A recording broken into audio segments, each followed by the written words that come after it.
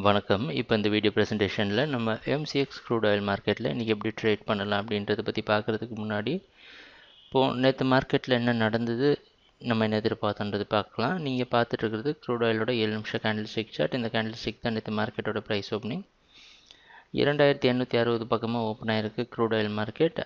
நம்ம என்ன எதிர்பார்த்தோன்னா 2920 வரைக்கும் ரெசிஸ்டன்ஸ்க்கு சாதகமாக இருந்து டவுன் ட்ரெண்டுக்கு சாதகமாக இருக்கும்னு எதிர்பார்த்தோம்.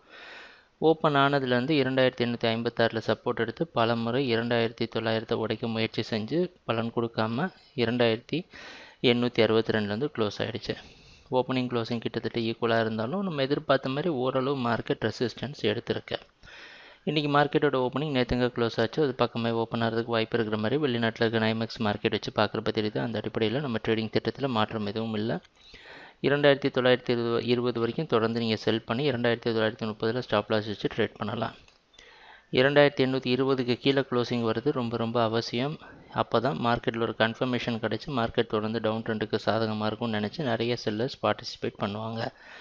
ட்ரேடிங் நடக்கிறப்ப பார்ப்போம் என்னென்ன மாற்றங்கள் வருதுன்னு. எங்கள் வீடியோ ப்ரெசன்டேஷனை தொடர்ந்து பார்த்துட்டு வந்ததுக்கு மிக்க நன்றி, மகிழ்ச்சி, வணக்கம்.